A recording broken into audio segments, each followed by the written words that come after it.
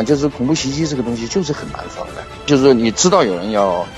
整你啊，但是你要是体制上或者制度平时管理松懈，那还是有漏洞。所以除非你得到特别确切的情报，谁干了什么，除非是这样啊，否则的话你无法防的。事件的本身使得你无法防。一个国家国内矛盾大，而且那种特别尖锐的矛盾，它就容易有恐怖袭击。比如说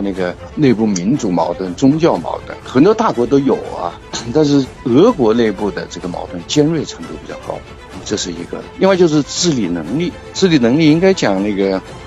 俄国在大国里面偏弱一点，美国、中国都比它好。另外就是政策嘛，就是你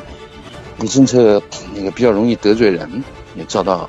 袭击的可能性就大。俄罗斯莫斯科音乐厅发生的恐怖袭击事件瞬间让中国的黄俄们群情激愤，坚称是美国在作祟。但是当这起事件发生之后，中国人民大学国际关系学院教授、博士生导师、中国人民大学中国对外战略研究中心主任金灿荣在接受媒体采访的时候，他通过自己的分析后得出了一个结论，他的结论就是这起事件应该不是美国干的。什么他妈的叫惊喜？什么？金灿荣此次的表态让人不禁怀疑，是不是在为中共高层试探风向，向美国释放善意。前段时间习近平特使李辉出访乌克兰，不仅毫无收获，而且得到的待遇也是非常冷淡的。在北约已经表态会全面支持乌克兰，且芬兰、瑞典已经正式加入北约之后，北京虽然仍然力挺俄罗斯，但是中国国内经济继续的急速恶化，让中共感到政权不稳。现在中国在井喷式的人工智能赛道无计可施，美国只同意将中美科技合作协定 The Science and Technology Cooperation Agreement (STA) 延长6个月。在2023年6月27日，美国众议院中国问题特别委员会主席麦克·加拉格尔 （Mike Gallagher）和其他9名共和党代表在致国务卿布林肯的信中就敦促协定应予废除。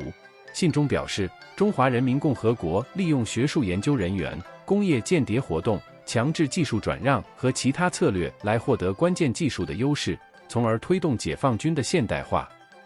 金灿荣是北京人民大学国际关系学院副院长、教授，号称美国问题专家，经常公开演讲谈论所谓大国战略，被认为是靠近习近平的外交智囊之一。而他的鹰派观点也因为能迎合国内民族主义宣传，受到国内民粹主义、小粉红的追捧。金灿荣不可能在微博上自由发表任何观点，他的言论都是在为习近平试探舆论风向。所以这次金灿荣的言论非常反常，也能看出中共高层基本上处在黔驴技穷的困境。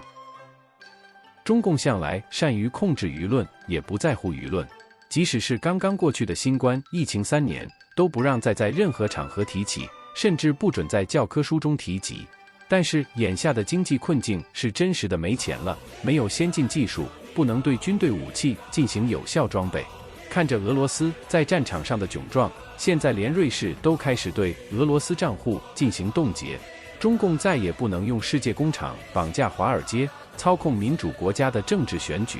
中共一向有很深的危机意识，习近平一再强调要确保经济在极端情况下正常运行。